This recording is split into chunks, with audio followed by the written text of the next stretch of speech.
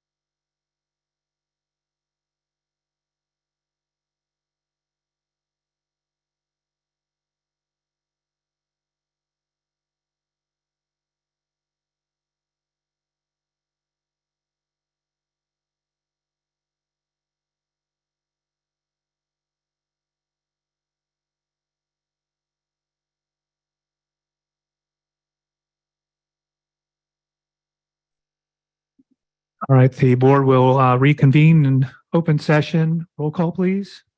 Mr. Lara, Here. Mrs. Cordero, Here. Mr. Valencia, Present. Mrs. Cabral, Miss Cabral, excuse me. Present. Mr. Hollinshead. Here. Dr. McDuffie, could you report out on closed session, please? Yes, thank you, Board President.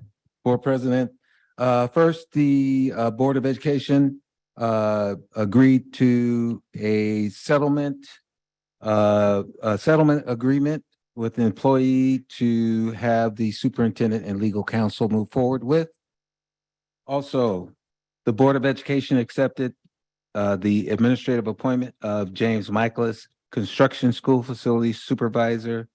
The roll call vote was unanimous. That's all I have.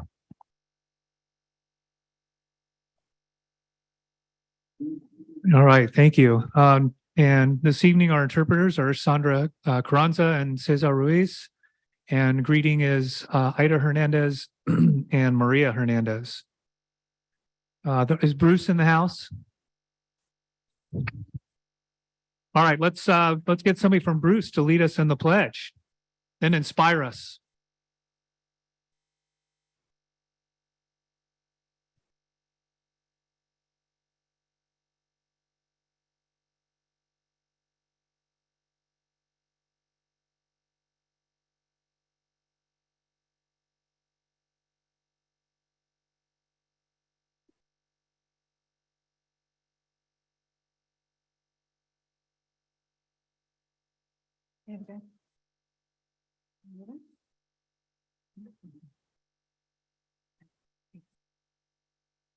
Place your right hand over your heart.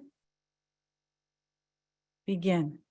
I pledge allegiance to the flag of the United States of America and to the republic which is one nation under God, justice. En español. Prometo lealtad a la bandera de los Estados Unidos de América y a la república que representa una nación bajo Dios, con libertad y justicia para todos. Thank you. Yay. Oh, I should have read it right there.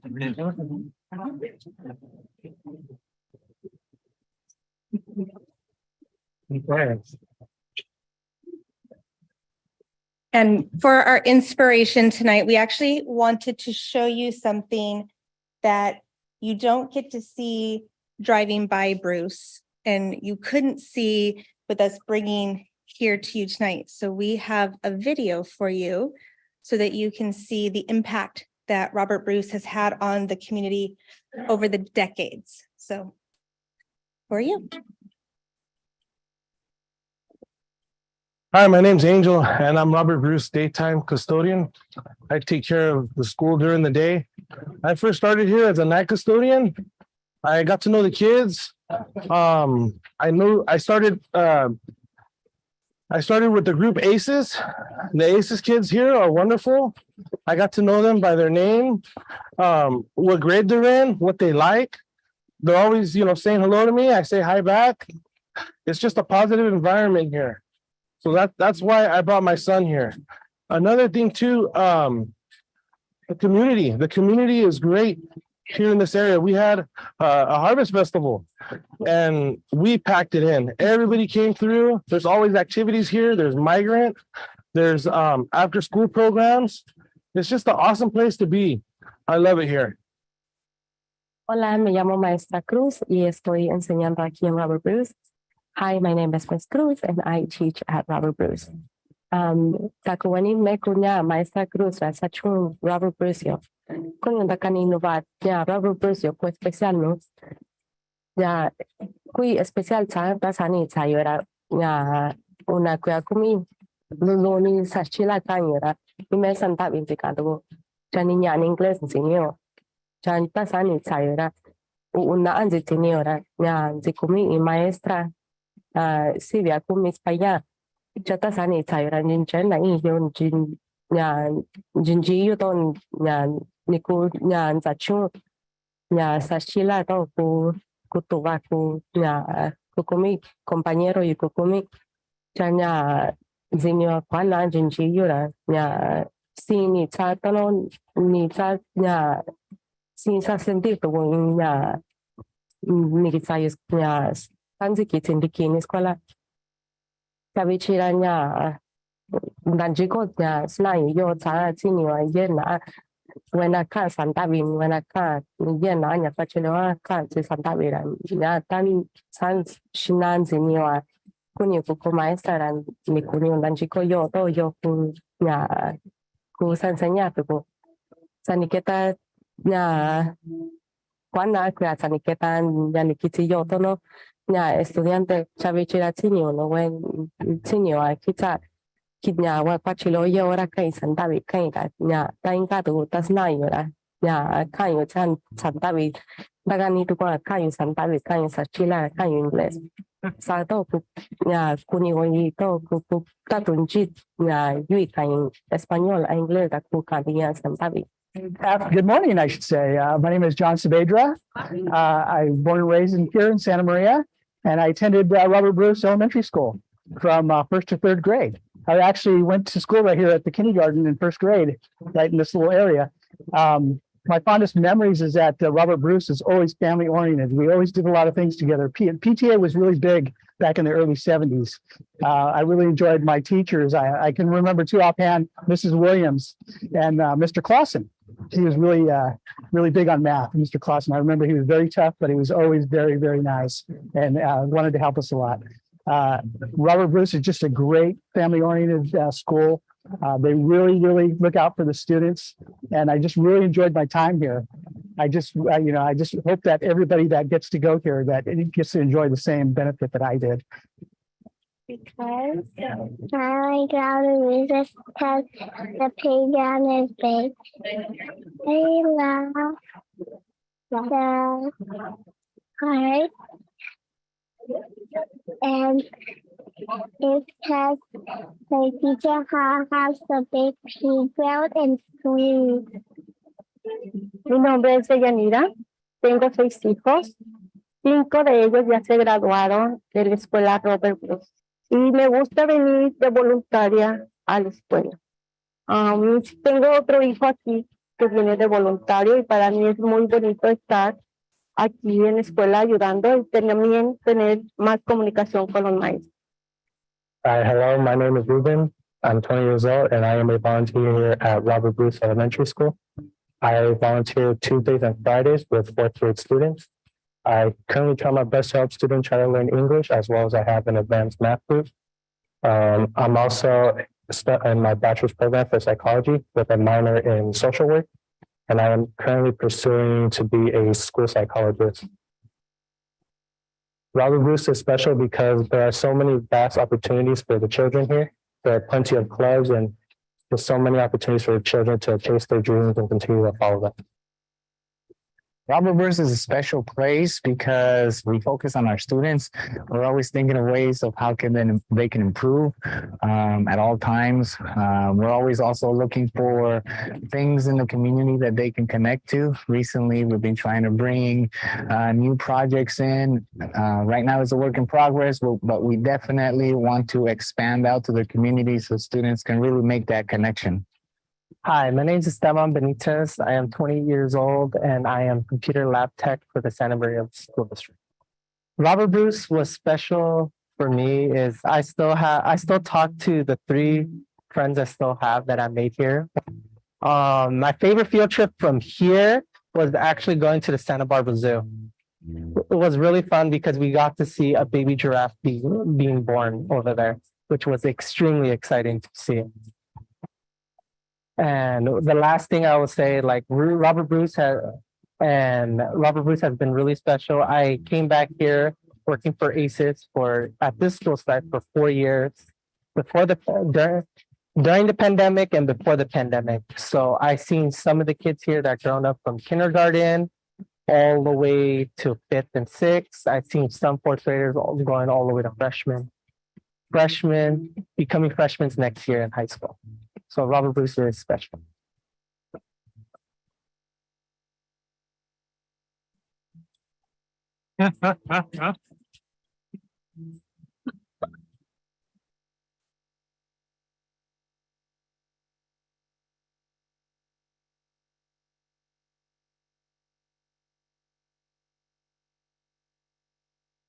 Jillian, can you introduce yourself?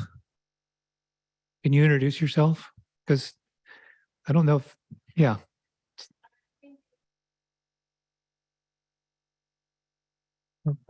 Thank you.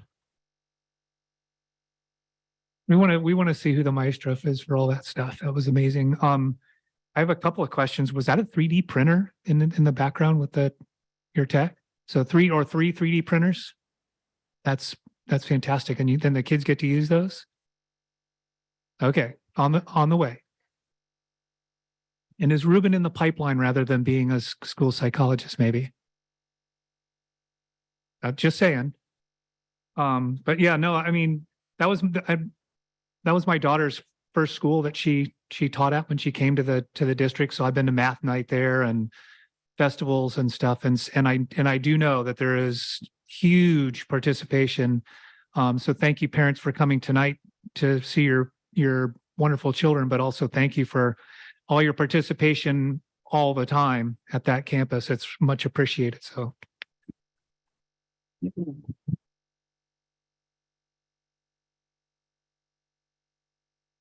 But yeah, yep, go for it.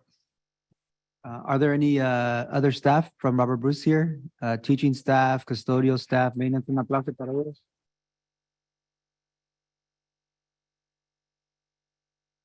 And would you all mind introducing yourselves as well, even from afar?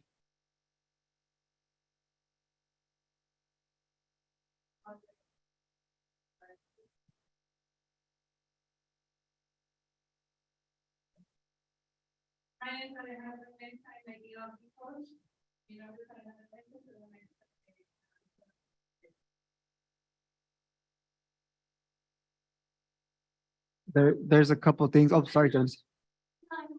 Oh. Okay.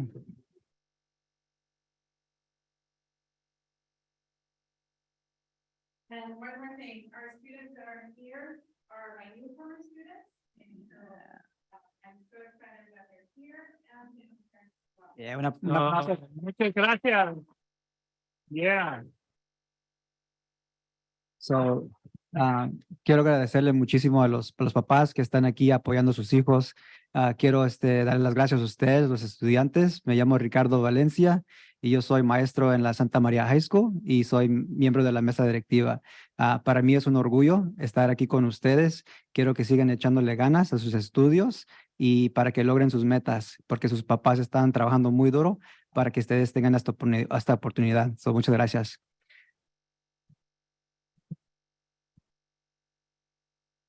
And I also wanted to point out a couple of things that I noticed in the video that I really appreciated seeing. I noticed Angel, one of the community members that works with ACES there. I've seen him in the community. I know he's a really great asset for our young people. I know he's super into cars as well. And so having our young people be exposed, right, to people in our community that are doing wonderful things with their education, I think is really outstanding. I also noticed that one of your educators speaks Mixteco and Spanish and English, right? Having alumni from our schools return to the community. That's what makes me really excited about our teacher pipeline program is, you know, the Grow Your Own program where we take local leaders, right, build them up so that they can be mentors to our young people. And normalizing, right, Mixteco, because unfortunately there's still a lot of discrimination against our indigenous families. And we want to stop that, right? We all want to do our part to end that. And so having Mixteco speaking educators normalizes it, right? Makes it acceptable so that our young people feel proud of that instead of embarrassed about that. I also really appreciated the comment that we wanted to do things in the community that our young people can connect to, right? We have wonderful things here in Santa Maria that sometimes our young people don't know about. And so I'm really excited about what the work our schools are doing to connect the dots there, because our community is an asset as well. There's so much to learn from the people where we live. And I love seeing that we took our students to, or one of the folks mentioned a trip to the Santa Barbara Zoo. And I love that, right? Exposing our students to all these different opportunities outside of our school. And I was speaking with Mr. McDuffie recently about the importance of coupling that with opportunities to visit universities. I had the privilege of being a student at UC Berkeley. And when I was a student there, I helped out with an event called Kinder Caminata, where we took kindergartners and gave them a tour of the university campus, just like if they were a high school student, just like if they were a prospective student. Obviously, the games that we did with them was different, the food we did with them was different, but just planting that seed, right? And not assuming that our young people don't have what it takes to get to college, especially for first-generation college students like many of us. So thank you, Robert Bruce, for the outstanding work you all are doing.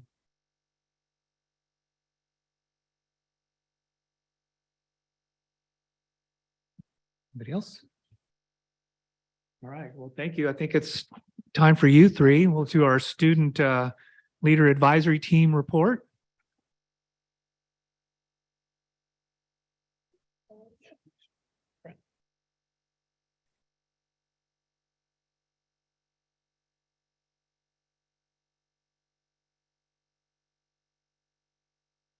Good evening, board members. My name is Natalie Orea Revelo, and I'm an 8th grade student leader representing Tommy Kuntz Junior High School. Something that we stand by at Tommy Kuntz and that I personally adore is our ROAR core values. ROAR stands for respectful, optimistic, achieve, and responsible. These values model what successful TKJHS Cougars look like. In our last forum, our superintendent, Dr. McDuffie, visited us to present a sermon by Dr. Martin Luther King Jr. that is unfortunately not quite renowned, The Drum Major Instinct. In his speech, Dr. King talks about the impact of the drum major instinct. King defines the drum major instinct as the desire to be first, to be recognized, and to receive distinction. A simple way of understanding the concept of the drum major instinct is to examine the name itself. The first part, drum major, can be referenced to the drum major in a marching band, who is the leader of the band, and instinct is our desire to be out front. This desire is present in all of us. This desire to be first or superior to other often leads us to become closed-minded. However, the drum major instinct does not have to be a negative thing because King himself did not denounce it. Instead, He believed that when we learned to channel it, the instinct could be used with good intentions, that we could use our instinct to not be first in things that won't be relevant then, but as Dr. King put it, to be first in love, that we can use our drum major instinct to serve others, just as civil rights leader Dr. Martin Luther King Jr. did. There are many components to being a good and strong leader, and being key is a kind one. In our recent forums, we were prompted to come up with an idea for a kindness project we would lead to promote kindness and positivity at our school sites. My partner Ivy and I collaborated with the web co-coordinators, Ms. Johnson and Ms. Pepin, to make our idea into a reality. She and I thought of a fun activity called Kindness Rocks. Monday and Tuesday of last week, we organized this idea during both 7th and 8th grade lunchtime, where we invited students to come paint rocks with fun designs and optimistic messages. The activity turned out to be a success with both grade levels. We ended up with many beautiful creations that we are going to spread around our campus to decorate it with uplifting messages that will hopefully make people smile when they see them. It was especially rewarding to see that the students really enjoyed themselves in the activity and expressed their creativity. But most importantly, though, we were able to spread kindness at Tommy Kuntz. I am extremely privileged to have the opportunity to come here to the Sousa Center every month to participate in such an amazing program. But before I continue, I would like to express my gratitude to my avid teacher, Mrs. Gillespie, for seeing potential in me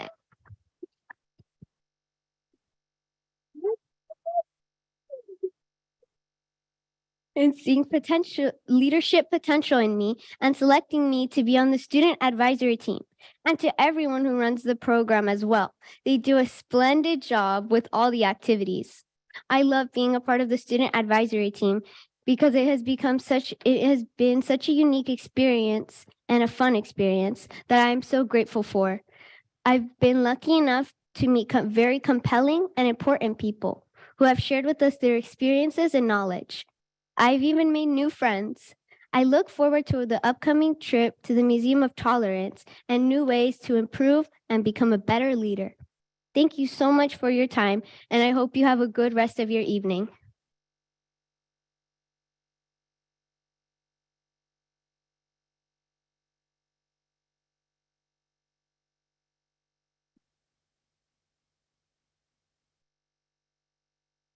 Good evening, board members. My name is Liliana Chavez, and I'm from Adam Elementary. We believe in the HALO, which stands for Have Empathy, Act Respectfully, Lead with Love, and Own Your Own Actions. From our last forum, we learned about Dr. Martin Luther King Jr. and the drum major instinct.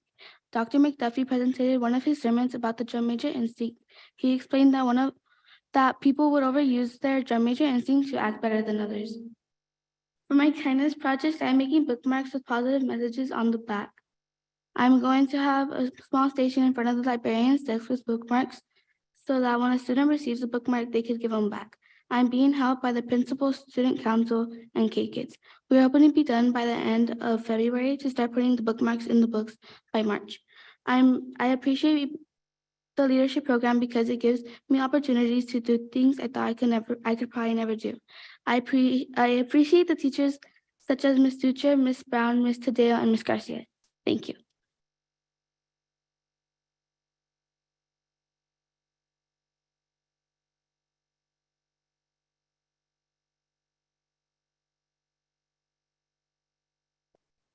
Good evening, board members. My name is Jasmine Chavez Diaz, and I'm a student at elementary school. I love Sanchez because it's a place where anyone can be themselves without getting judged. Every person there is creative, kind, brave, smart, sweet, and beautiful. I love how Sanchez is a place for fun and for kids to express themselves. Everyone there is unique. I have never seen another school like it. I feel safe, and I feel like I matter to everyone there. Sanchez celebrates the 5th of May. In the 5th of May, we would have other grades sing songs, dance, and even say poems. We also have a mercado. A mercado is a market, but instead of selling fruits, we sell pizzas, nachos, popcorn, and much more things. We also have the jogathon. In the jogathon, every kid there has to run a mile, and every time they come back after doing a mile, they get an X on the back of their paper. At my last meeting with the representatives from Sanchez, we got to meet a person that manages the food. His name is Carlos Murtha. After we greeted Mr. Murtha, we started to talk about the food menu. We came up with new things that we could add. We also told Mr. Murtha if we could remove a few things that students didn't like. We also included drinks. In the last meeting at the district, the superintendent came over to teach us about the drum major instinct. He taught us that the drum major instinct is technically when a person desires to be first so badly. Martin Luther King had made a speech about the drum major instinct and how people wrongly use it. The superintendent had remembered every part of the speech just to tell it to us, but he did not just tell it to us. He became Martin Luther King. It felt so real, and it was an emotional speech. It was also amazing how he remembered every part of the speech. We also have another important person come over to talk to us about the homeless and housing. His name is Carlos Escobedo. He taught us about his job and about his life. Mr. Escobedo had participated as a volunteer to clean around parks and other places. Mr. Escobedo also is the youngest person in his job. For the kindness campaign, I am planning to put up ribbons around the school gate. I also want to put posters up around the school. What we did last time for the kindness campaign is we gave heart-shaped sticky notes to every teacher so they would give it to their students, which then later on they will have to write kind things in the sticky notes and stick it anywhere they want it inside the school. Over the last few months that have passed by, I really enjoyed going to the district. Going to the district really helped my leadership skills. I cannot take risks without overthinking. I really enjoy being here. I really hope you guys have a great rest of the day, and thanks for having me here.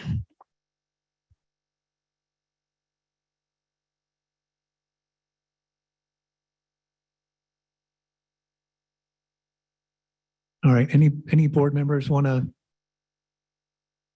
give praise? I thought so.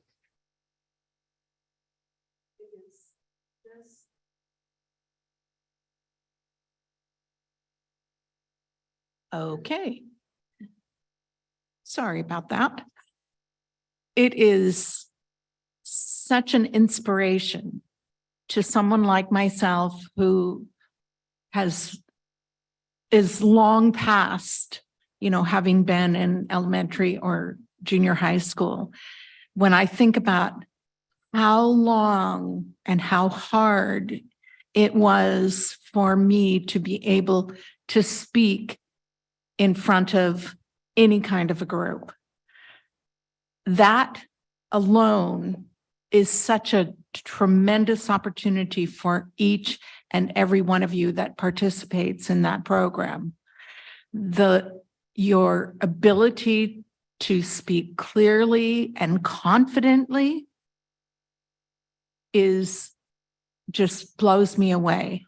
You, without a doubt, can do anything you set your mind to do. Anything. And I don't remember teachers having that kind of an impact on me. I loved school. I loved my teachers. But it was really my mother who coached myself and my siblings all about the importance of education and to always, always, always do your very best. If you are willing to do the work, you can achieve anything you set out to do. So congratulations, you are well on your way to accomplishing great things. Thank you.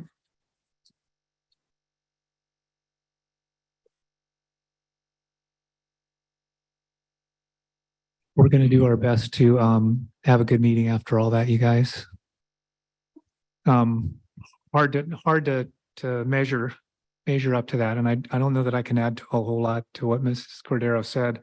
I did appreciate hearing about all your different kindness ideas. Those were all beautiful. But I also, the one thing I would add is I think you guys outside of yourselves are going to be shining examples to your friends and your peers.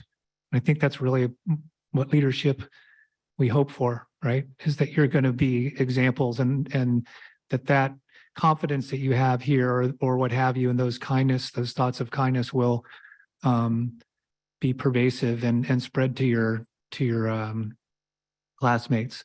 So I appreciate your being here tonight. We all do. Everybody, your teachers do. The teachers from the other schools do, which is part of the community and wonderful.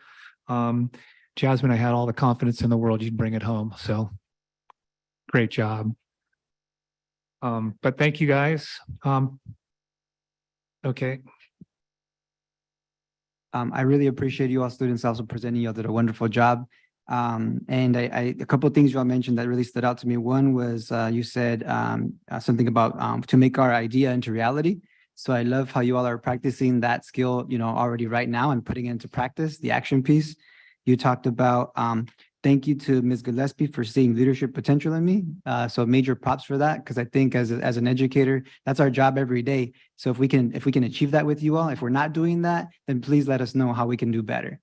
I also heard you say, one of you said, anyone can be themselves. I feel like anyone can be themselves at this school. And that was really wonderful, because we want all of you to feel welcome at our schools every day, right? Being exactly who you are. And if we're not doing a good job of that, please let us know as well. And then lastly, I love the idea of the mercados. We're taking some culturally relevant entrepreneurship, so you all can learn, right, how to, hopefully vender, how to buy, how to sell, and market your product. So that's awesome. I gave you a major props, and thank you for serving your student body, because you all are already being leaders for our young people. So thank you for being role models.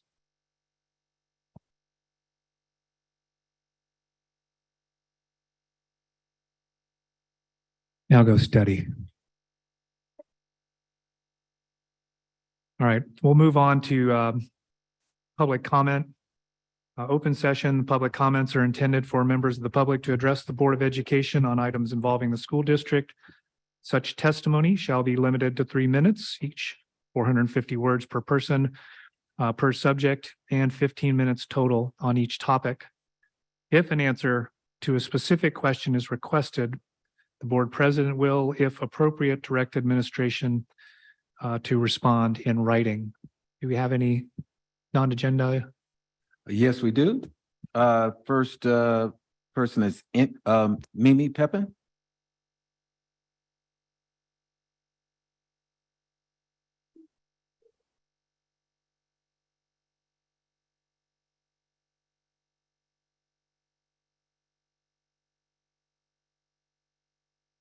Good.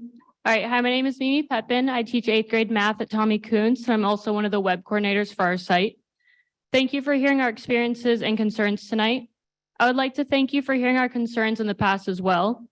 A year and a half ago, our staff wrote a collectively signed letter asking for security cameras to be installed on our site to reduce vandalism and deter unsafe behaviors on our campus. We are so happy to report that this week we're beginning to have those cameras installed, and our staff would like to express our appreciation to all of you for hearing our concerns and making that happen. It will make a big difference on our campus. This year, we've also had fire alarm covers installed on our campuses. These covers, which sound an initial alarm when lifted, have deterred students from pulling the alarm and disrupting all classes by having a full school access to the field. Thank you for helping making this happen as well. Although these changes make a difference, we have more that we need to improve the safety of our campus. We have a campus of 1,025 students, yet we have the same number of administrators as Arianas Junior High, a school half of our physical size and half our population at 587 students. We are so grateful to have our new principal, Michelle Borges, and our AP and Dean, Monica Young and Rachel Chapman, at the helm this year. Though they work tirelessly to keep our campus running smoothly, and they're creating systems and manage our huge population and the behaviors that come with it, in the end, they are only 3 human beings. Since our site has more special day classes than any other junior high site, and 36 students enrolled in those classes, they are required to attend more IEP meetings as well. The bottom line is that we need more administrators at a site our size. The current situation and distribution of administrator assignments across our junior high sites is equal, but not at all equitable.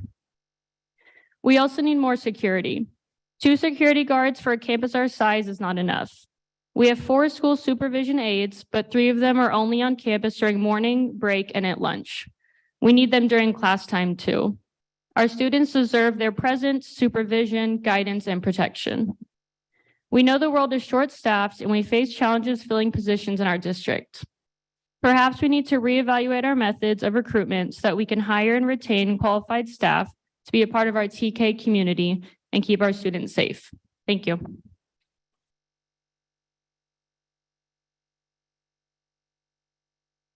Mark Davis.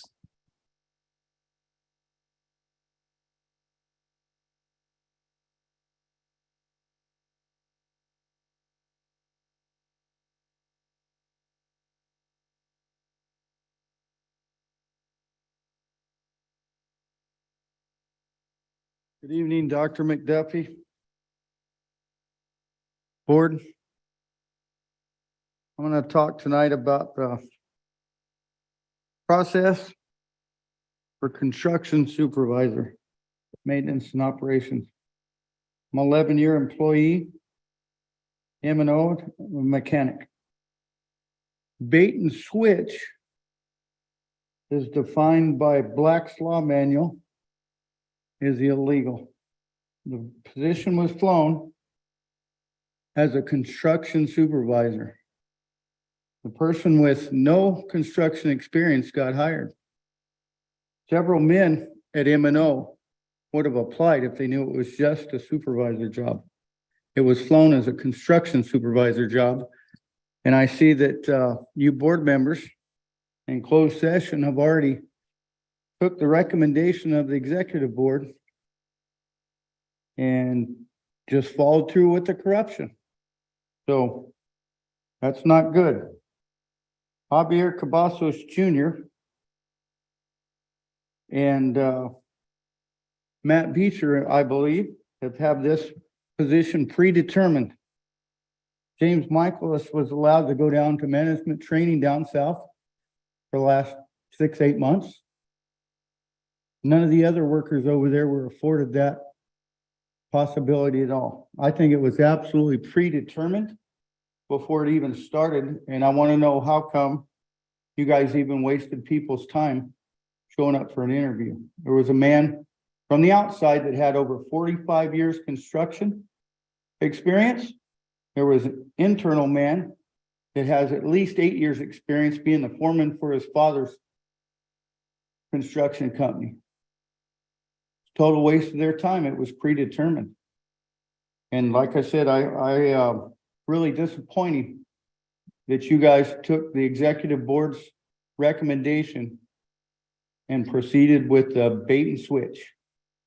Because who got hired is just a supervisor, not a construction supervisor. That eliminated the 7 or 8 people over at M&O that would have took the opportunity to promote. And yet now they do not get to promote. And that's really sad. So I hope that you folks take these words to heart and try to stop some of the corruption here at Santa Maria Bonita School District. Very disappointing. That is all.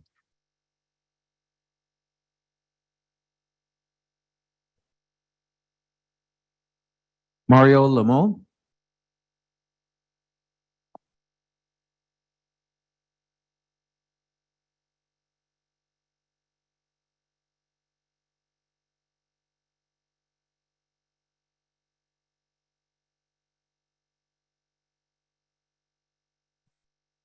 Good evening, Dr. McDuffie, board members.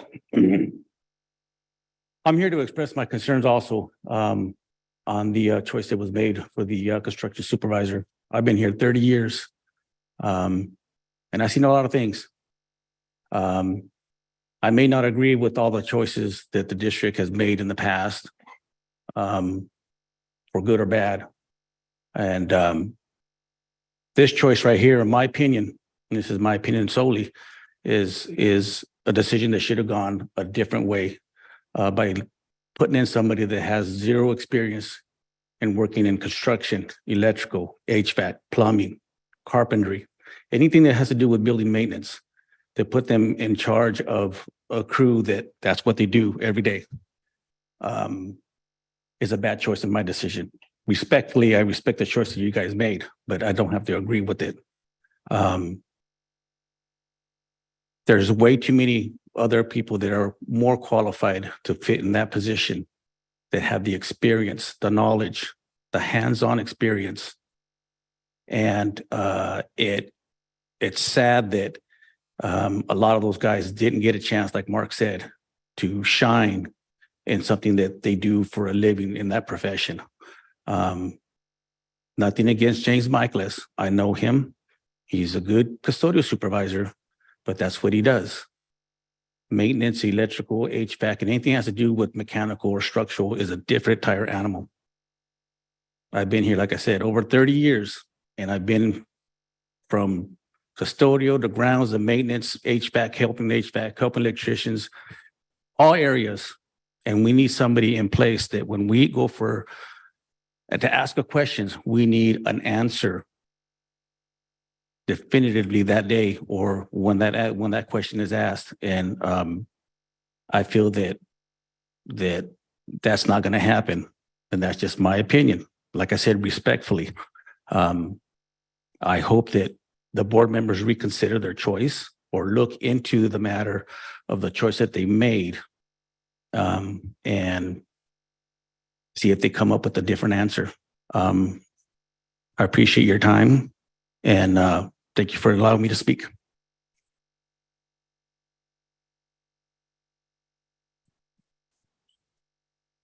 Carol Gillespie.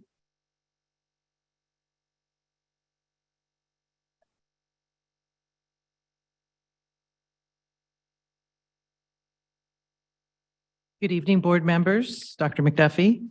My name is Carol Gillespie, and I teach math at Tommy Kuntz Junior High. This is my 28th year teaching here in the Santa Maria Bonita School District. I would like to thank the board, following up with Mimi's comments, for recent decisions to add security guards and cameras to our campus. Both things are helping make a difference for safety for our students. And I appreciate that everyone is looking at our junior highs entirely differently than our elementary schools, and understanding that our needs and concerns are very different. I'm here tonight to share this concern. Currently at Tommy Kuntz, we have 17 students that leave their class, the last class of the day, 10 minutes early to walk down the street to the city bus stop. This is the current solution to transport these students due to lack of buses. And this issue has occurred previous years. But with our new schedule, a new concern has arisen. These students are leaving their math, English, history, and science classes 10 minutes early every day and missing 21% of that class. Extending out over the entire school year, these students are missing 27 hours of instruction in that class. That is approximately 33 days that they are missing from that class period. I am bringing this up because I believe that this is a serious inequity for these students, but also because it illustrates a bigger issue. Having these students take the city bus is a solution to the problem of getting them home, but shouldn't our bigger concern be educating them? Currently, our dismissal time is 3:45. Last year, it was 3:25, giving students who needed to ride the city bus time to get to the bus stop after school. If our schedule was shifted to an earlier start time, hence an earlier dismissal time as we had in the past, these students could ride the city bus without having to miss class every day. Some of my other colleagues are here tonight to speak about our concerns with the current 7-period schedule. Please consider their concerns along with this issue. Working collaboratively, there must be a way to build a schedule that gives students ample time in their classes and does not require some of our students to miss class due to transportation issues. My hope is that as we move forward in addressing new issues, we take time to collaborate with open minds and no predetermined agenda so that we can make changes that are really in the best interest of our students. Thank you for your time.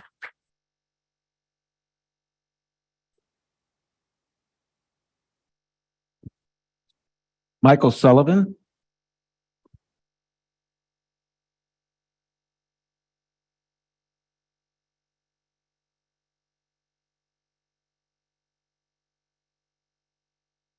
Hi, my name is Michael Sullivan, and I teach 7th grade language arts at Tommy Kuntz Junior High School. I'm here to express my concerns over our current 7-period day schedule at the junior high level and its impact on student learning. I am currently in my 20th year teaching language arts in our district. In 2004, our junior highs transitioned to a 4-period block schedule with the goal of putting an increased emphasis on language arts and math. On this schedule, students had an 80-minute block of language arts and math every day. This equates to roughly 14,000 minutes of instruction in language arts and math each year. As a result, our district saw an immediate jump in test scores in both language arts and math the following year. In 2019, our district made a move to a 6-period day schedule. On this schedule, students had 55 minutes of instruction for each subject 4 days a week. Once a week, due to late start, classes were 48 minutes each. This reduced instructional time in language arts and math from around 14,000 minutes to just over 9,000 minutes a year.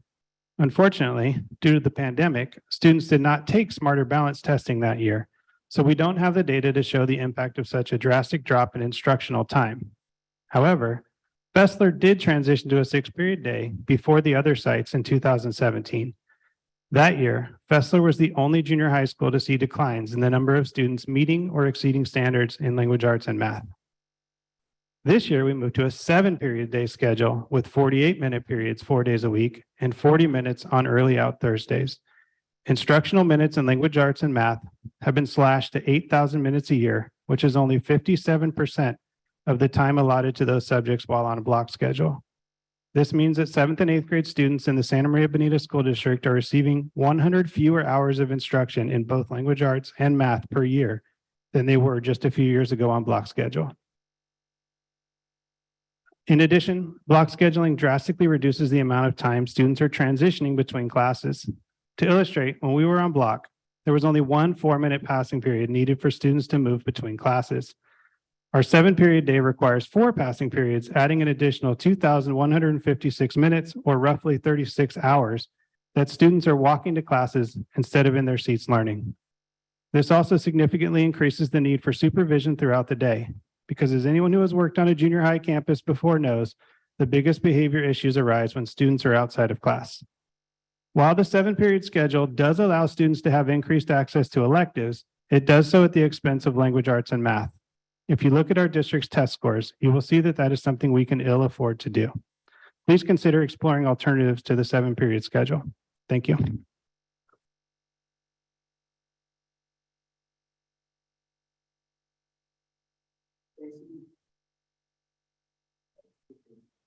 Is this on?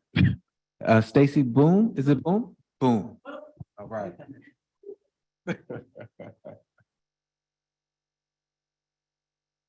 Good evening, esteemed board members, Dr. McDuffie. Thank you for letting us have the opportunity to speak. I'm also here tonight to speak to the issues of the 7-period day. 4 years ago, I stood here asking for your support to help us keep our 4-period day.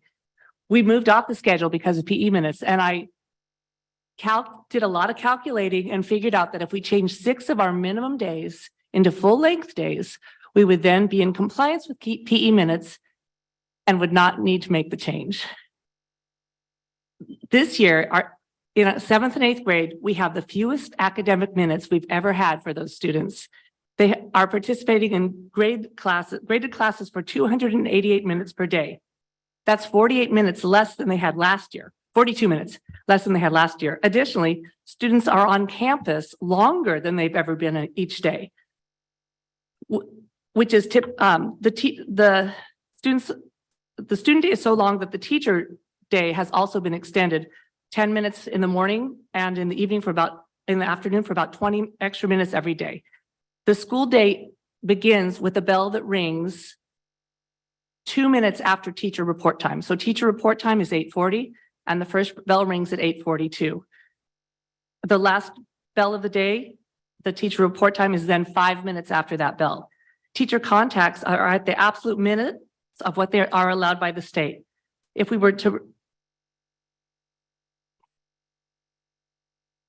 so the students are there 10 minutes before the teachers are required to report. So if this district, if we actually did not report until 8:40, the students would be there with just the admin and the security for 10 minutes before teachers were actually there. Let me walk you through a 10-day stretch of our instructional time. Our current schedule, students receive 464 minutes in each subject in 10 days.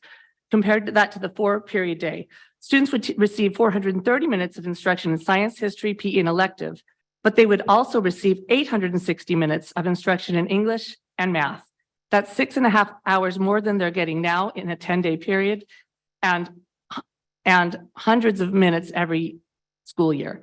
Why should you care? Because 7th and 8th grade students have fewer academic minutes than they've ever had in the history of our district. Our students have been deeply impacted by the pandemic, and the response has been to decrease the curriculum in an effort to provide a more rounded curriculum, but we are technically decreasing the academic curriculum-based instruction. And if we go back to a 4-period day, we would have about 3 less minutes of instruction in science, history, PE, and elective every day, 3 less minutes, but 40 additional minutes in math and English. Students enter campus at 8:30, and without teachers there, if the teachers were not to show up until, most teachers are wonderful human beings and they end up showing up at least half an hour before the beginning of the day. So there's plenty of staff there. But if teachers were not to show up until their actual report time, the students would be almost unsupervised on campus. Thank you for your time, and please consider our concerns.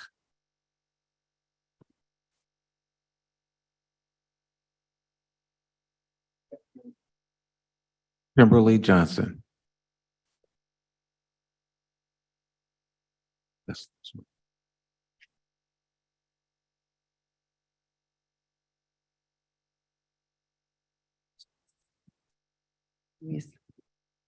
Hello.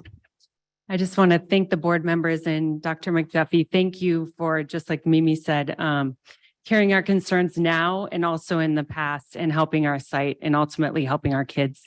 My name is Kim Johnson, and I'm the instructional coach at Tommy Kuhns Junior High School.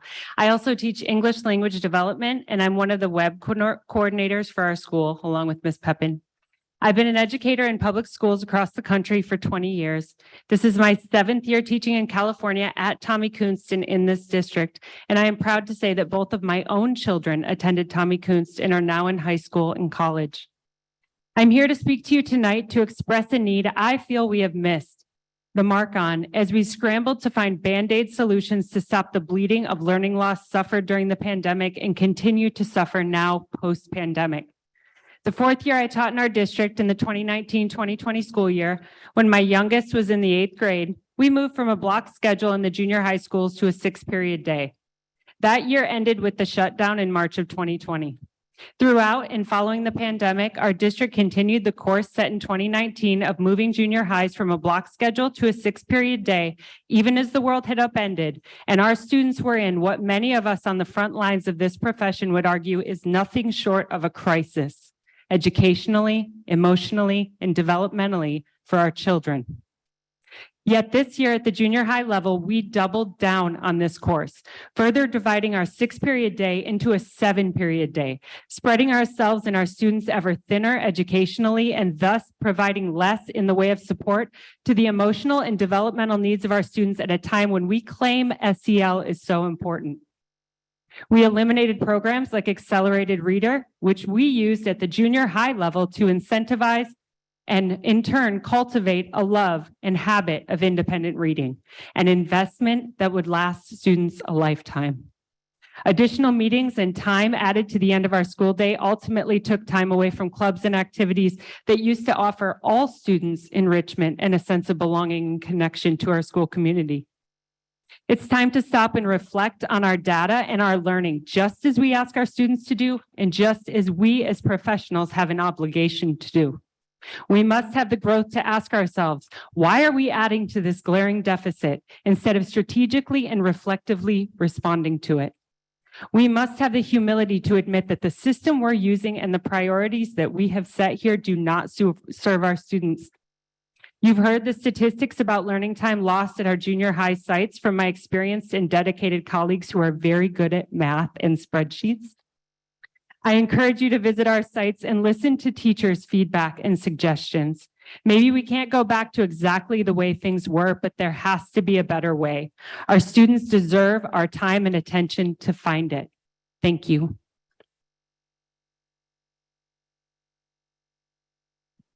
Saw the comments right now, President. Thank you all for those comments. Moving on to item 9, approval of agenda as presented.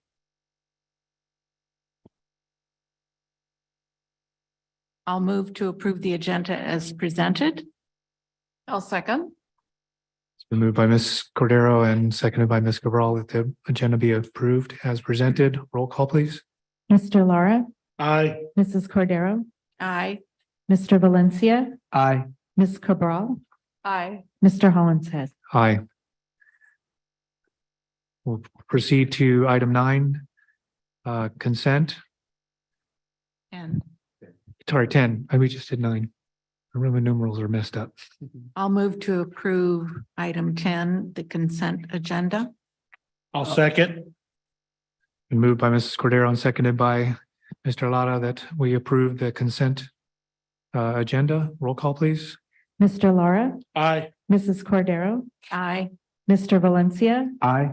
Ms. Cabral, Aye. Mr. Hollingshead. Aye. Motion passes. We'll move on to item 11, action items. 11A, Form J13-A, request for allowance for attendance because of emergency conditions.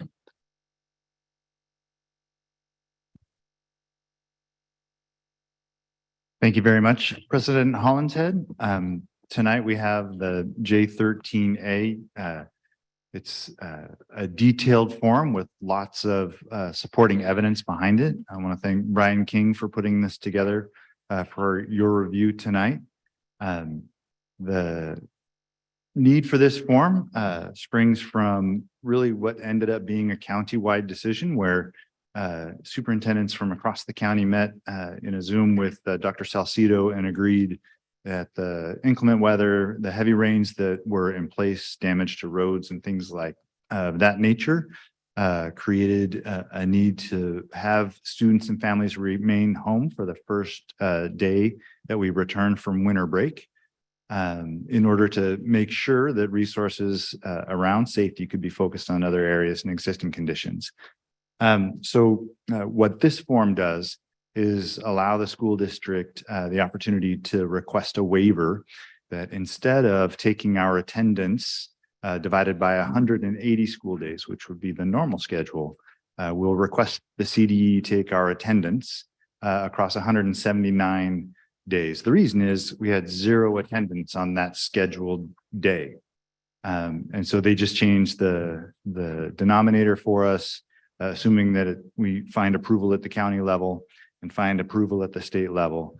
And we aren't harmed for that choice in trying to preserve the safety of our students to the best of our ability, given the information we had when that decision was made. So this is the process for that. This documents our decision. The county plans to grab each district's J13A together, approve them as a package, and ship that whole package to the CDE for consideration. We've done this one time before, related to a day where there was really a great deal of smoke in the air that created an unhealthy air quality day. And we decided it would be best on that day to also remain closed. This request saves the district about $1.2 million, which would have been the ADA that was earned that day had students attended. So I bring that to you for your consideration, hope for your approval so that we can pass that along to the county to be considered with other districts. But I have time for questions. Please let me know. Just as a quick question, so there's no need for a makeup calendar day at the end of the school year by moving forward with this process? Correct. Thank you. Mm-hmm.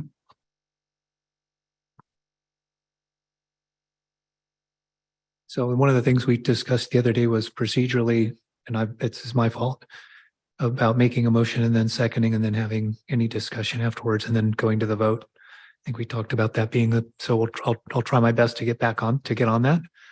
But if there's no further discussion, we can go ahead and I'll accept the motion. I recommend the Board of Education approve and sign the documentation form J13A, allowing the Santa Maria Bonita School District to claim an emergency closure for Tuesday, January 10, 2023 as presented. I second. There's a mad rush for seconds, but I'll take Mr. Valencia by a nose. It's been moved by Ms. Cabral and seconded by Mr. Valencia that the board approve and sign the documentation form J13A, allowing the Santa Maria Bonita School District to claim an emergency closure for Tuesday, January 10th, 2023. It's now roll call, correct? Okay, all in favor? Aye. Opposed? And we're moving forward. Thank you. Thank you, Mr. Beecher.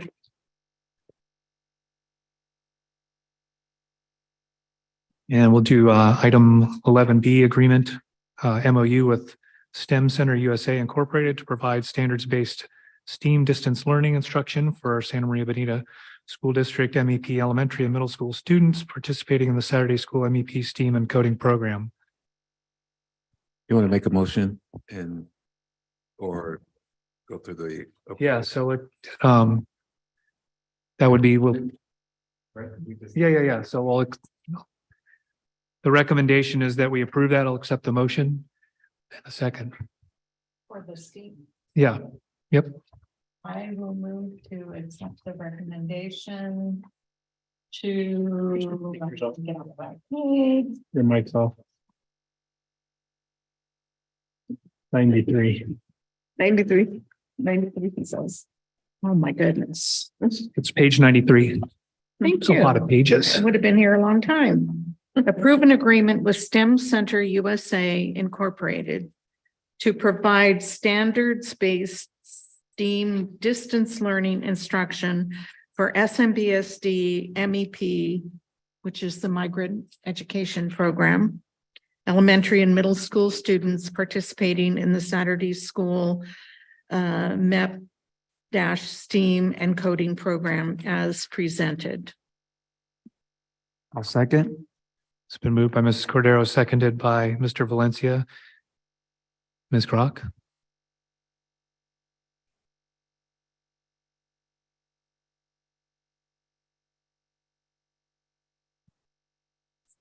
Good evening.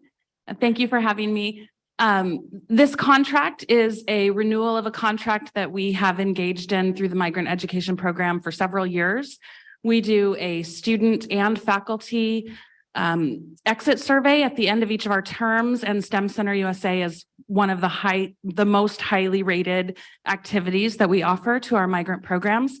So this will be for Saturday school migrant classes, which are in-person classes, but the STEM Center USA instructors are beamed in on Zoom. So it's a hybrid distance learning co-taught model with the regular classroom teacher co-teaching alongside the STEM Center USA instructor on Zoom, so that students have both the expertise that we do not have in this area, along with the support of the classroom teacher and instructional assistants. This is for 60 minutes a day for the 11 weeks of our spring Saturday school, with a maximum not to exceed amount of $96,250. STEM Center USA is a California Department of Justice approved youth organization and is one of the recommended vendors by the California Department of Education migrant programs.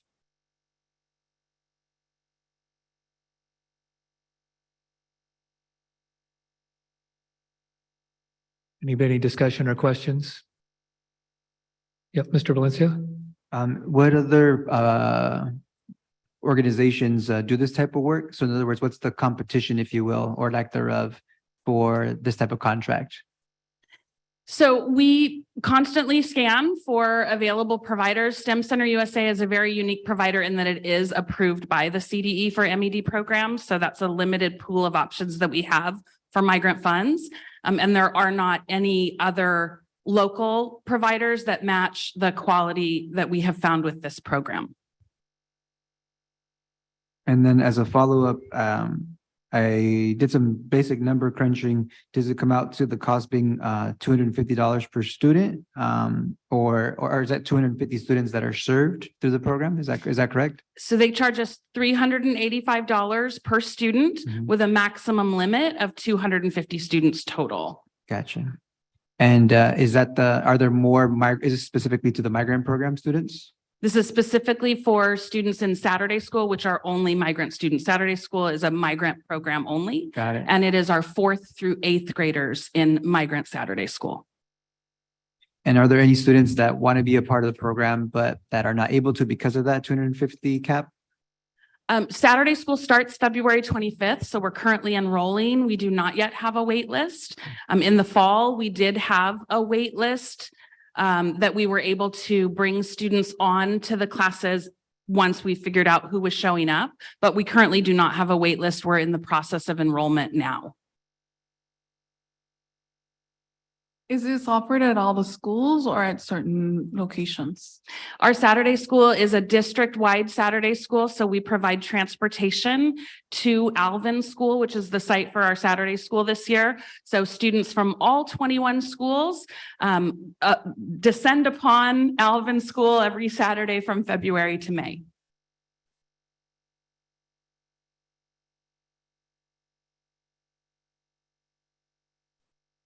There's no further discussion or questions. We can go to the vote.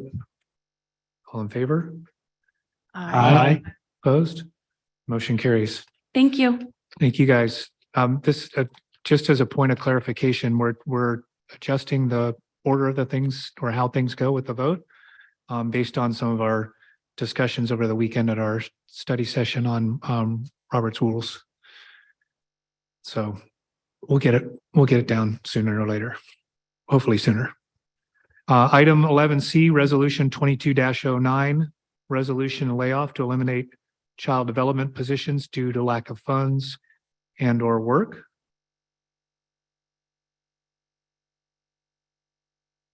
The Board of Education recommends ratify Resolution 2209, resolution and layoff to eliminate child development positions due to lack of funds and or work as presented. I second. So moved by Ms. Cabral and seconded by Mr. Valencia that the board ratify Resolution 22-09. Dr. Grady, welcome. So great to see you. Yes, thank you. I was going to move the mic to the chair so you could actually see me. I'm not sure of the conversation you might want to have. I know this has been happening since December of 2021 was the actual first meeting with these teachers. I'm in my position. I started Wednesday, so I think I'm entitled to a phone a friend. So Jennifer Loftus, if you'll join me, because I know you have questions and she's been involved in the process. I will answer what I can, but I want to be as accurate as possible for you.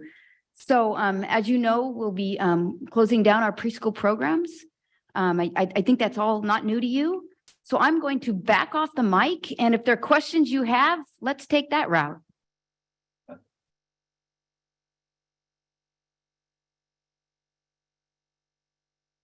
Any questions?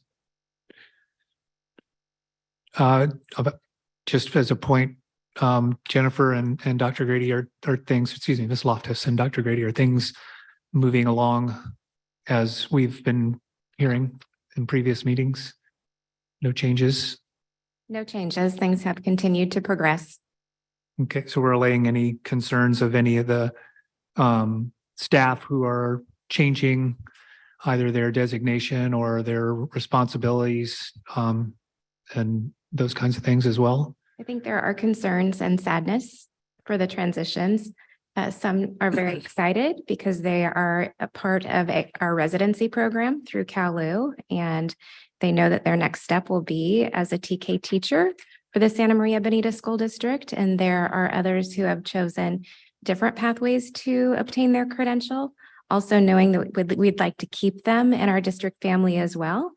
And those that are in those alternative programs are eligible for the emergency TK permit waiver, and the district will be applying for those if positions exist after all of the normal hiring practices occur. And then there are others who have not made a decision yet about what they want to do, if they want to continue their education or if they want to step into a different role altogether. So I think everybody has a plan. Everybody's moving forward. There is understanding. It's just with great sadness that we had to make the transition that we're making. Well, and based on what you're saying there, I mean, I think part of it is we don't really have a crystal ball to see this, but is there the prospect of that emergency credential maybe being something that's extended beyond? Is there any indication that it'll be extended beyond, say, a first year of this implementation? Because it seems like we've had emergency credentials for teachers in the past that have gone for some time. Is that a possibility? With this particular credential emergency waiver, it can be extended for one additional year. So an applicant could have it for 2 years in total while they're completing their credential. Thank you. Ms. Cordero. I'm going to make quite a huge assumption here. The fact that there is no one that came to address this particular topic this evening, either in person or via email, that the folks who are affected by this have been adequately noticed and had ample opportunities to ask questions and, as you indicated, make decisions, to the best of their ability at this time, that this is not a shock to anyone to approve this resolution, that it's, as Mr. Hollins had indicated, it has been in the works. I know we've had at least a couple of different action items related to it. So unless you have additional information that would lead us to believe that we have not, and this is ridiculous, but that, we have not followed to the letter of the law what we are required to do for these folks, that we are in the position to move forward as has been planned. Yes, Mrs. Cordero. In addition to meeting those legal obligations, we've also met at least 5 times with all pre-K teachers, or there have been 5 different opportunities, the first being December of 2021. And in addition to those 5 meetings, we've offered one-on-one meetings, both through the teaching and learning department and also directly with HR representatives.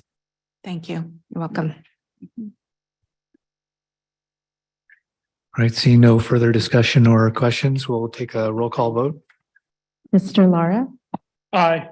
Mrs. Cordero, Aye. Mr. Valencia, Aye. Ms. Cabral, Aye. Mr. Hollenshead. Aye. Mr. Chair, passes. can I please request a 5-minute recess? We're going to have a 5-minute recess.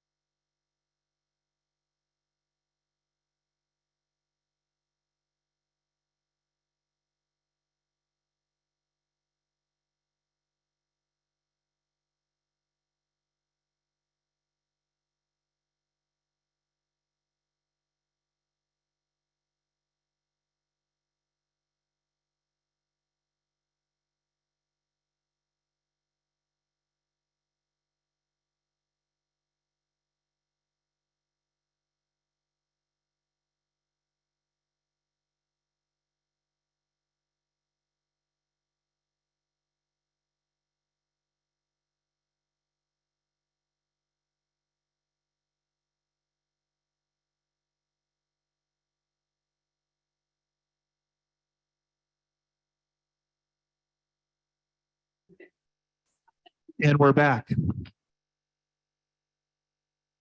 Item 12A, state and federal relief funds update. Ms. Dutra, Dr. Humphrey, bring it. So thank you, Dr. Humphrey, for presenting tonight, our Director of Plan Alignment. He will be reviewing our allocations for our relief funds. Thank you, Dr. Humphrey.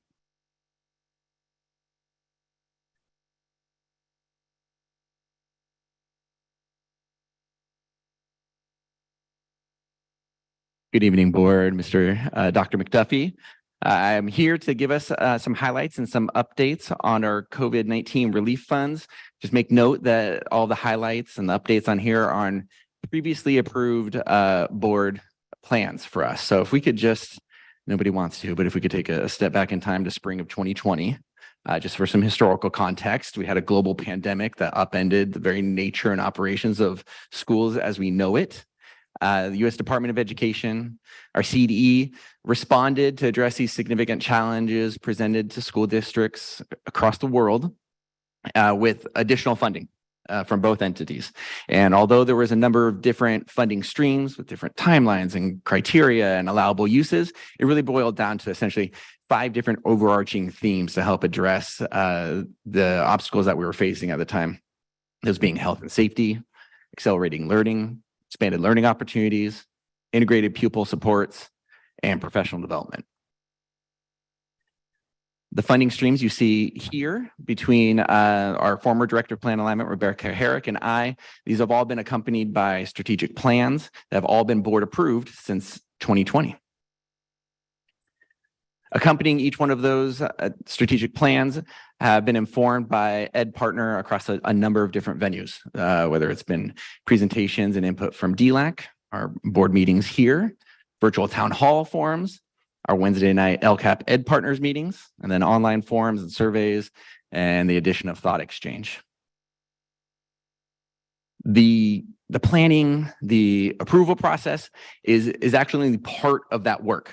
So as you may be aware, or you probably don't have to look far onto social network or in the news cycle to know that past the planning and the approval part, districts and school districts with this funding have had a lot of unprecedented challenges in having those efforts come to fruition.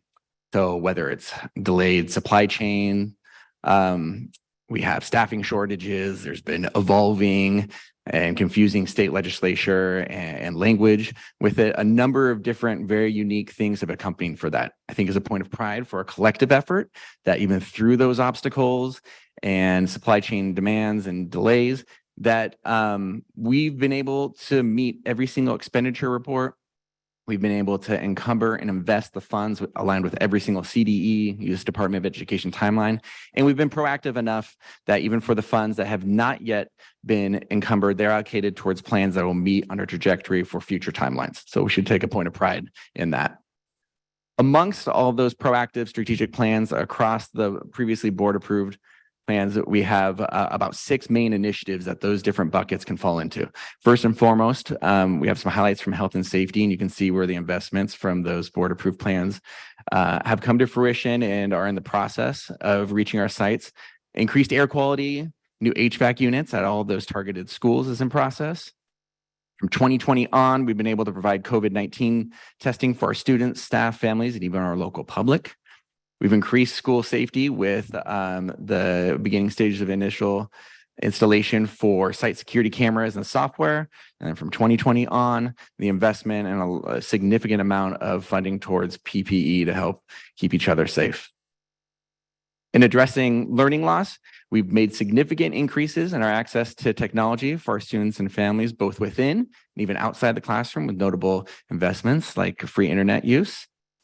We've upgraded our technology district-wide. We've been able to provide professional learning opportunities to help with the addressed lost learning from the pandemic, including initiatives such as the science of reading, pre-K to 3 alignment, social learning, social emotional learning. We've been able to provide a robust teacher onboarding and induction program, and we've even had some student-led initiatives through our conflict mediator programs and our peer mentoring programs as well. We've also taken the silver lining to this challenging time by being able to make direct improvements to our infrastructure utilizing these one-time funds. Most notably, I think the last time I was up here presenting, we got the board approved plan with the previous block grant, allocating money that's going to end up with 12 of our identified school sites getting much needed playground improvements for the safety and accessibility of our students, shade structures across every single school site, outdoor learning spaces for all of our school sites. And then for identified school sites, they've also been added investments for new marquees and an updated intercom system from those board approved plans that we've had throughout these years. Also, we've expanded the students' experience and their learning beyond just the school day through expanded learning opportunities, giving kids more access to the visual and performing arts standards through increased dance and music classes. We've partnered with community organizations such as the Boys and Girls Club to provide extended student supports for our kids, even be providing athletic opportunities for our kids across sites, and robotics club you'll start to see at our sites as a result of the approval of those plans. And lastly, in an effort to be able to engage our families as partners in all of this work, both during the pandemic and into post-pandemic education, we've been able to provide dedicated investments towards parent education and engagement through partnerships with organizations such as PK, PBAY. We have the initial stages of family resource centers on site. We've been able to give real-time, immediate help to our families in need by providing blankets, jackets, backpacks, a variety of health items. We've been able to invest funds that go directly to cultural and community celebrations, such as our last fall, the Dia de los Muertos event that we held. And then in our increasingly popular and much needed food pantry, events are happening in evenings, and we've been able to provide funding towards increased staffing to continue those into the late hours. There's not just a military veteran, but a nationally renowned educational philanthropist here who works with organizations from the district to the state level, looking over their funding and priorities. And he essentially has this saying that is just as applicable in post-pandemic as it was when he said it, and that he doesn't want us to just tell him where our priorities are, but he can just tell by our spending where our priorities are. And I'm confident through all the plans that we've had approved together and those initiatives and efforts, you can draw a direct line between those plans and those funding efforts to be able to see 6 main initiatives and priorities for us as a school district, namely health and safety, accelerating learning, improving our infrastructure, providing professional learning to build the capacity of our certificated and classified staff, expanded learning beyond the school day, and family engagement. This work continues. So not all of those projects have fully come into fruition. We just had some of the most recent block grant was approved in December. But we have timelines that are going to meet the expenditure reports. We have timelines that we'll be able to meet those before those one-time funds are no longer available to us. It's going to take long-term viewpoint for us too, as a collective group, because those one-time relief funds will not be here forever. So in the coming years, when those one-time relief funds dry up, we'll go back and revert to our initial funding formulas around the LCFF, LCAP, and it'll be up to us to be able to help inform some really responsible and strategic priorities around there. Luckily, moving forward, we have a number of different venues where we're able to gather as diverse input as possible. We've heard Dr. McDuffie talk about the initial stages of our district-wide strategic plan. Underway, we have a facilities master plan. If you're looking to spice up your Wednesday nights, you can come to the LCAP Ed Partner meeting. We have the DLAC, Parent Advisor Committee. If I could just give a PSA for our school site councils. Part of, I think, what's maybe the most empowering piece to us as a public service institution is that our work can be local. There is no more localized venue for finding a voice to investment than your school site council. So if you're a staff member, if you're a family member looking to provide input that will inform your school site's plan for student achievement, known as the SIPSA, direct funding towards your child's school experience at the site, I highly encourage you to join your school site council. It's a great venue for you. With that, I want to thank you for your support and all of these plans, and thank you in advance for the ongoing work moving forward for this. Thanks, Dr. Humphrey. Any discussion or questions, board? Mr. Valencia. Thank you very much for referencing the work that we're doing to support the food pantries. Could you elaborate a little bit more on that, on how our staff is involved? I've had the pleasure of going to some of our partnership events, for example, across the street from El Camino Junior High, Yeah. right? So how is our staff involved with the food pantry efforts? I'm actually going to see if Dr. Castillo Schiffer, can you help me with some information on that? Thank you. Would you mind going to the mic so the public can hear? Thank you. So currently,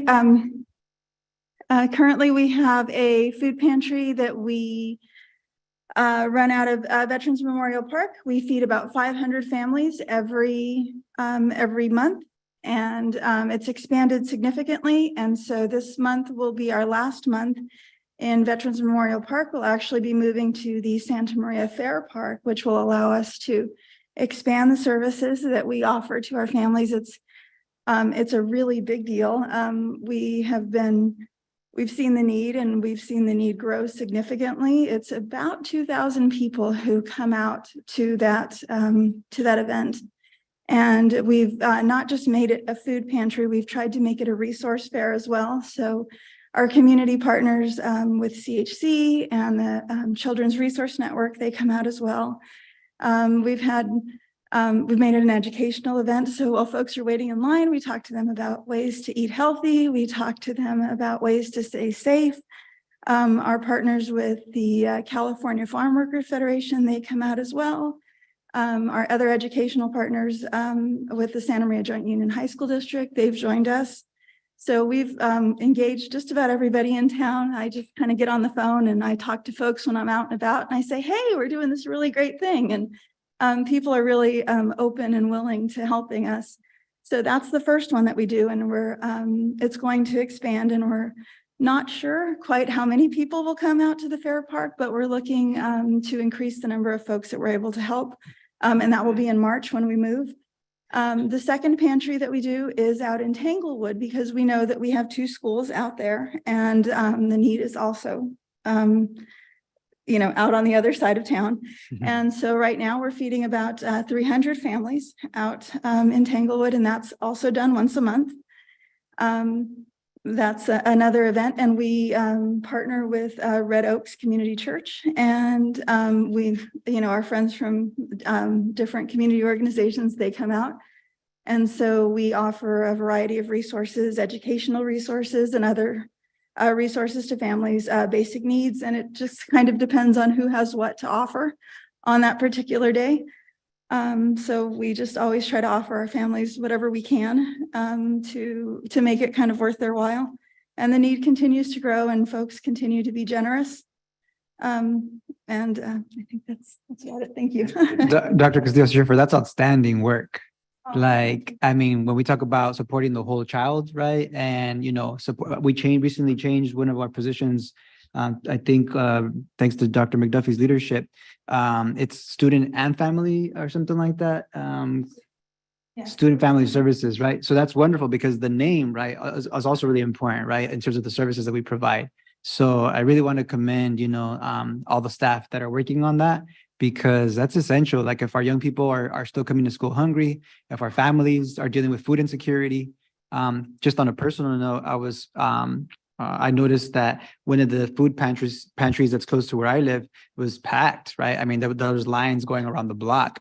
And I think it's really important to remind our families and everyone that there's no shame in getting support, right? I think some people think, oh, that's for like only people that are homeless that are out on the street, right? No, it's for anybody, these excess resources that are available, we need to all take advantage of, especially because times are so tough right now economically. So major props to the team for working on that.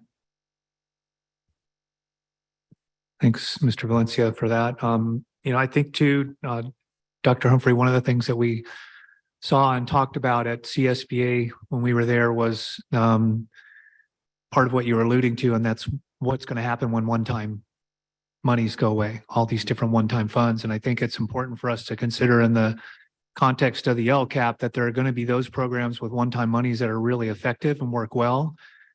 And there's also things that are in our LCAP that we identify that don't work so well, so that as we continue to identify those things with one-time monies that are working well, we can supplant those things in the LCAP that don't work so well with those and perpetuate them. So I think it's good that we continue to hear about those things and identify them. So I appreciate the update. Mr. Valencia. I had the pleasure of attending the LCAP meeting recently, and I appreciated the level of engagement to participation from our community members, parents. And then one thing that I wanted to also just suggest is that the first 40 minutes or so was a lot of our staff updating the families. And it would have been nice to mix in some table talk along the way, because it's a lot of sitting right for a while, getting updated can take, it's end of the workday. So just giving our table groups an opportunity to engage more, even if it's like, hey, 20 minutes of information, pause, turn to an elbow partner. Maybe that's just the teacher in me, right? Knowing that our students, for example, right? If I'm lecturing, I know I don't have to pause after like 10 or 15 minutes just to give them a chance to process, right? So doing the same thing with our adults. And I appreciated the component of dealing with manipulatives, right? And having them see what our students experience in the classroom. I thought that was a nice component, but just giving our groups more opportunities to pause, process, and then reconnect with the presentation. Thank you. Righty. Thank you, Dr. Humphrey. Yeah, thank you. And thank you, Dr. Castillo-Schiffer. We'll move on to item 12B, first reading of job descriptions, area administrator and coordinator of health services.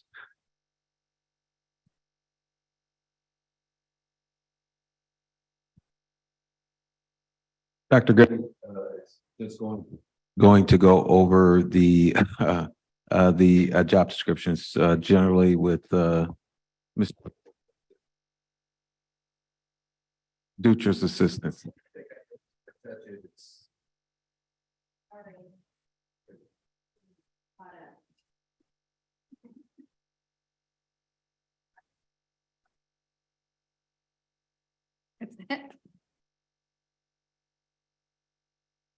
Okay, Welcome back. thank you. So you have a couple job descriptions in front of you. I think the first one we're talking about is on page, and John, I know you'll correct me, on page 103, 104, 105. We're going to talk about the area administrator position.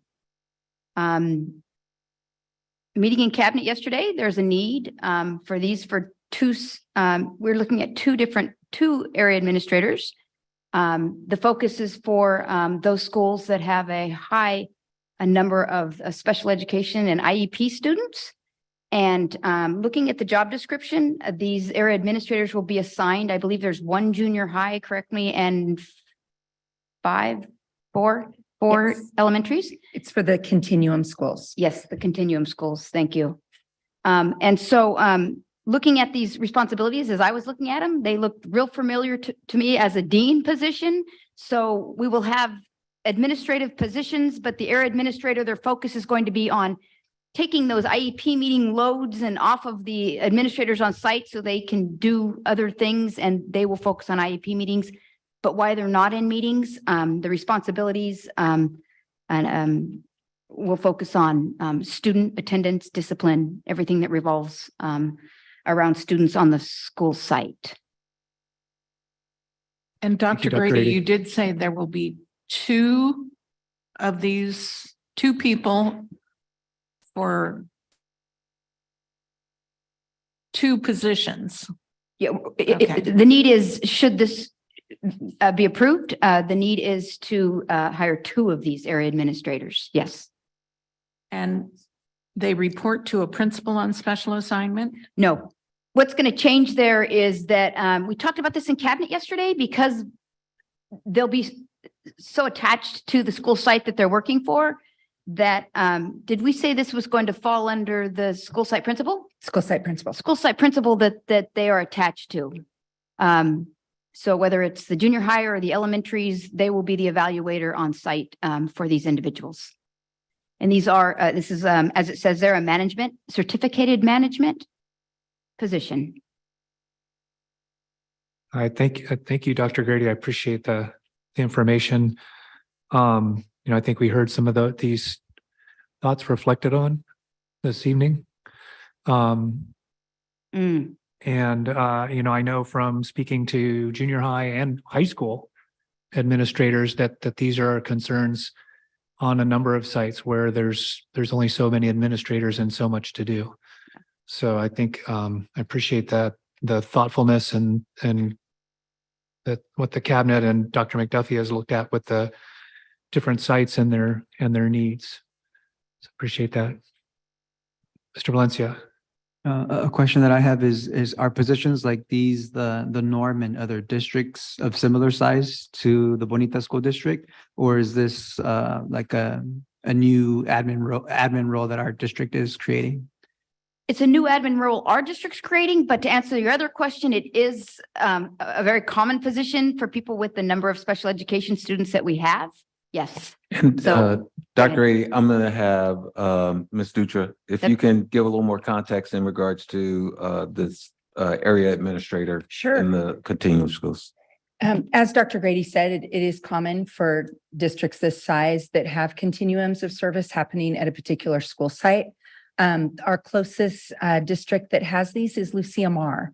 And so we did look at theirs. We asked questions of them to make sure that this was something effective. I've had them in districts that I've worked for too, but this size, it's pretty common.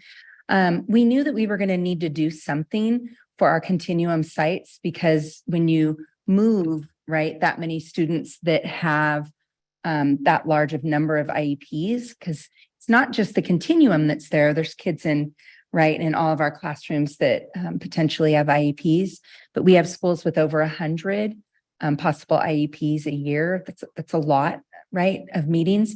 But we didn't want to start with positions and then see what happened. We wanted to see what the need was, and we've definitely heard that it's a need. The need's been met this year with retired principals, Dr. Grady being one that has served many days at our school sites that have these continuums to support.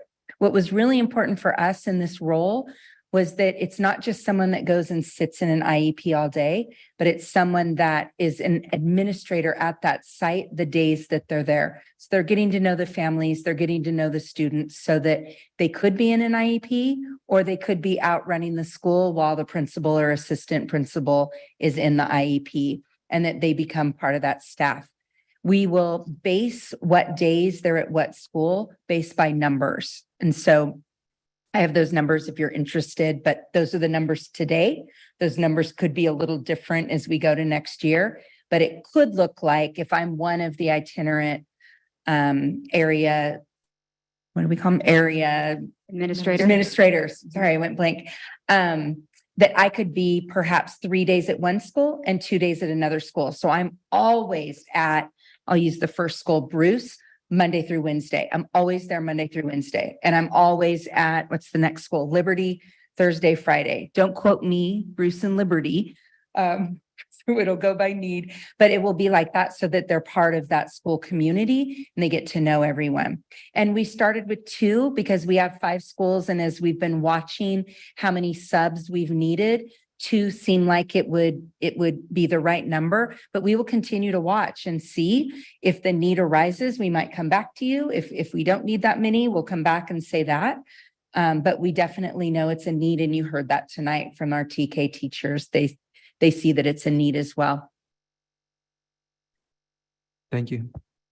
And so the 2 area administrators that we're searching for, they wouldn't be assigned to a particular site, but just kind of floating around. That's right. They would be itinerant as hired, right? When they are hired, we'll let them know they're itinerant, which means they're not at one school the whole week. But once we assign them to schools, then that will be their schedule. Mm-hmm. If something really significant changes during the year and we have to shift something, then we would, but I don't really foresee that. And of course, it is full-time. It is full-time, and it needs to be an administrator because as the LEA representative in an IEP, you need to be an administrator.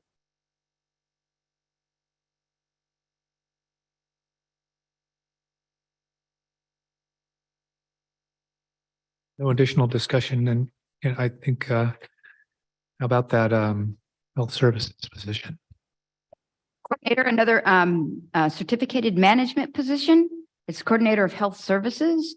I believe this is under Brian. Is that correct? Yes, Brian's in the house tonight. So it's a 220-day position, and it will manage our school nurses, as you know, with the school sites and our nursing staff. It coordinates all the health related issues. I mean, I was looking at this job description as it was written, and there's a lot of good stuff in here. Because there's so much going on. And I mean, the health classes at the junior high and the elementary, and it's nice to have somebody focus on those areas and get the attention they deserve.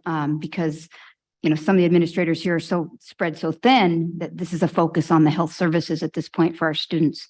So, and I'll piggyback on that, Yes, Dr. Grady. please. We currently have a program specialist of health services, and not to state the obvious, but some things have changed in the last few years. And so the scope of work of what the position needs to do has grown. It's not that there's more work, it's the scope of work has grown. And so we feel instead of a program specialist, we really need a coordinator of health services.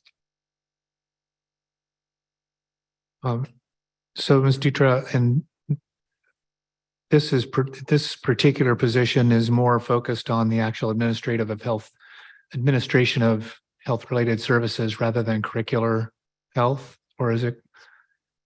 Curricular health that lands in teaching and learning and health services. They work in partnership, but most of that work lands in health services. I mean, in teaching and learning. This role will be over the nurses, but it's also mental health. So we have our grants that we have the new Care Solace project. I mean, there's so many things that with community partners that this position does. It really encompasses all of that.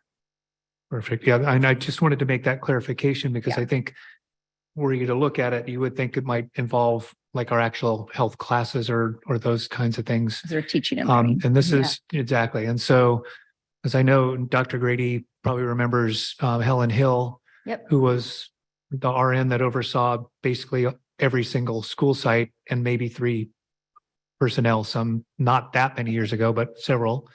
So you're right that the evolution of this is very significant and it's a larger role, and I'm glad to see it being so thoughtfully looked at and taken into account. And just to add to that, President, next year we've been talking in the county we just had a county meeting, Santa Barbara County, that the expansion of Medi-Cal and that reimbursement to sites will expand, not just to special ed students. So again, that role, we don't know how that's going to look currently, but we know that role is going to expand where we'll need someone to administrate and to be over that to make sure that we do proper billing in that area. Yeah, and it's just, I'll get right to you, Mr. Valencia. Excuse me. I think that's definitely a point not to be lost, because as an former athletic trainer in the high schools and a healthcare professional, this has been something that has been long attempted in various settings and stages in education, is reimbursement through Medi-Cal services and such. So I think it's going to require somebody with an extensive knowledge of that kind and expertise to help us guide us through a process that'll probably be fairly lengthy and fraught with a lot of New learning. history and knowledge and new level of thinking. Mr. Valencia. Yeah, Dr. Grady, you definitely, I think, mentioned how this has a lot of good stuff in it. Yeah. And as I was looking at through the job description, I'm like, this person is got to be outstanding. Yes. And we have a high bar, for all of our staff, and I think that as long as we couple that with high support, right? Just like we do with students, we got to have high expectations, but with high support. Otherwise, our folks flounder. One particular thing one of many things that caught my attention was they talked about the importance of being able to developing and writing of health services, grants and proposals. So that's something that stood out. Another really key piece related to our students is responsible for supervising, monitoring, and training for safe and drug-free schools and tobacco use prevention education programs. And that one really stood out to me, given the fact that, things like fentanyl are such a hot topic in our community right now and around the country, maybe even around the world. And so This to me just reminds me of the importance of having these ongoing conversations, right, about drug prevention with our students, not just during Red Ribbon Week, for example. Some other language that I saw here that I really appreciated from the person who will fill this position says, fundamental belief in the ability of all educators to develop, reflect, and grow. And that's a simple sentence, but I think it really resonated with me. It's this idea that all of us should have the opportunity to continue to learn, that if we expect our students to learn, that we as adults should also be taking the time to learn as well. And under personal qualities, it says willingness to continuously improve. And then lastly, belief in high standards. So I'm really excited about, what this position is going to be able to do with the guidance of all of us. Yeah, and I like that you said the bar is high. Yep, it's a good phrase. Yeah, I mean, our young people deserve it. They were just here right now. They set a high bar for us. Absolutely.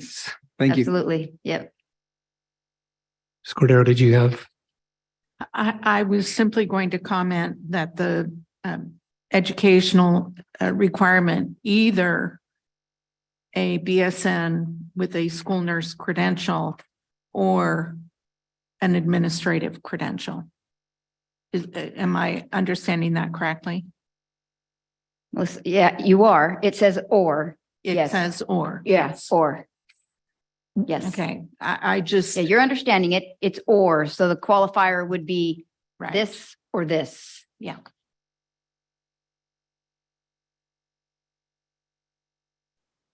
All right, there appearing to be no further discussion. Board will acknowledge receipt of this discussion item for the first reading of job descriptions, area administrator and coordinator of health services, and return the item for our second reading and approval at the next regularly scheduled board meeting. Thank you, Dr. Grady and Ms. Dutra. All the way back to the front here. Read off on item 13, calendar of upcoming meetings, activities, and events. On February 17th, 2023, Lincoln's holiday will be observed. For Lincoln, the birthday will be observed. Schools, districts, offices will be closed. February 20 of 2023, President's Day, the school and district offices will be closed. And on February 22nd, 2023, will be our next regularly scheduled board meeting. Item 14, board reports, superintendent report. Ms. Corral. Hello, everybody. Good evening. I attended the LCAT meeting last Wednesday, and it was my first LCAT meeting, and it was very nice to see the parents' involvement and the way they expressed all their thoughts about the new curriculum that is being rolled out for the mathematics. It also brought memories of like my parents helping me in school because the parents would say like, oh, we would have just, regular arithmetic. And that's the way it would be taught to us. And that's how they were teaching their children. And so yeah, I brought a lot of those memories, and the new ways that are being presented is being a little bit difficult for them, but they understand the reasons that it is. So it was nice to engage and interact with the parents and other administrators there.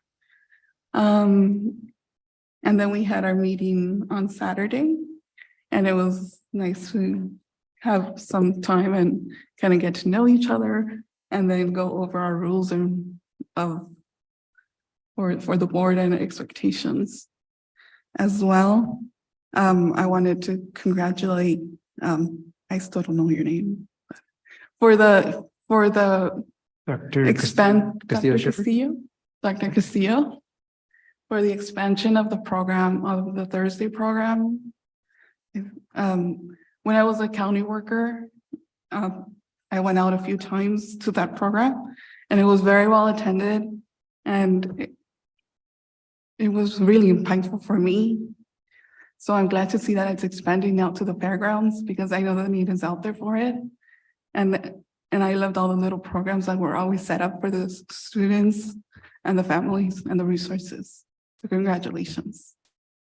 That's all I have. That's right. Don't be shy. And I'll just pick up on that, the expansion to the fairgrounds,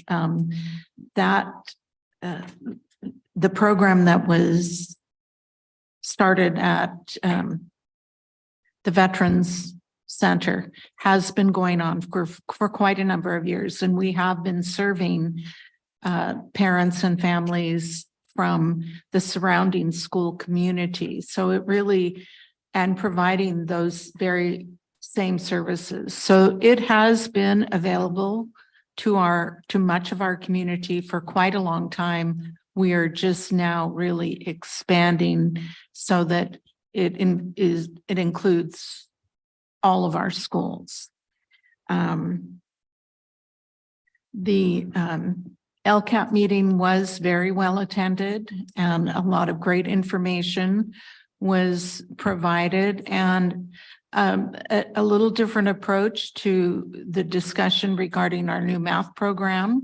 We had an opportunity to actually experience being a student with a lesson, which was, and we worked in pairs or with three, however many we were in our group with at our tables. And it was very interesting to hear all of the different responses that folks had and the rationale, and the fact that that is what we are basically encouraging from our students at this point in time. Not just what is the right answer, but tell me why you think it's the right answer and how you arrived at that conclusion. And when we talk about comprehension and really problem solving, it's those are the kinds of conversations that we have long been encouraging our students to have, and now it really is becoming embedded in our curriculum. I was invited over to Liberty School last week for what they called Read Around the World Day, and read in first grade classrooms and just had a fine time. They didn't quite allow me enough time because I guess when I get into that mode, I just automatically put my teacher hat on and have to do all of the same things that I did when I was a classroom teacher. But it was a lot of fun, and it was at the end of it all, and they were going to lunch, and they would walk by, and I was still standing there, and they'd say, "I remember you," like it was weeks ago, and I really liked the story that you read. So those are the rewards of being on school campuses and around our students. There was an LPAC informational meeting for one of our school clusters last night that I was able to attend. That was very well attended by families, and the coaches, the ELD coaches from those cluster schools gave the presentation, and I think it was very well received, and as I mentioned, extremely informational. Probably could have been expanded a little bit more, but I think you don't want to overwhelm people with too much information. So it was a good beginning to help our families really understand why that assessment is important in their child's academic career. And so that was interesting. And a couple of weeks ago, the DLR group, which is facilitating our facilities master planning, were here and walked our campuses, and there were meetings every night that week. It was, I made it to 3 of the 4. It was interesting to hear the comments from the parents. And while there wasn't a great turnout, if they brought their children, often the children had more suggestions, if you will, than the parents. So I think, listening to our students in that regard, along with our teachers, our parents really aren't on the campus every day to see what the needs are so much. So, but I think we're really working at getting a lot of community feedback regarding our facilities. I can say that, facilities. And that's it. Good evening, everyone. I want to begin by giving a special shout out to some of our parents that are here in the audience. I had the pleasure of briefly speaking to them. I actually have the honor of having one of their children in my classroom. And, I know after a long, hard day at work, the last thing many of us want to do is be at meetings until, 8, plus PM, which will be a short meeting actually for us, which we are hoping to change. However, it depends on how much business we have. You mean make them shorter, not longer? There you go. Thank you. So I want to thank, I want to give major props to our families, right, who are involved in the committees, who are also giving us their guidance, right, on how to support, their children, right? We know that parents are the first teachers. And so we thank you for your involvement and supporting us to make this not just a great institution for your children, but for all the children in our district. So thank you so much. So muchas gracias, papás, por estar aquí con nosotros, papás y mamás. I also want to, say, happy Black History Month to everyone. February is very special for that reason. And I really appreciate seeing some of the activities that our district is going to be facilitating. I believe we're going to have an assembly for many of our students. I also believe that there's going to be 2 different events out in the community, one at the Santa Maria Public Library, the other at Pioneer Park.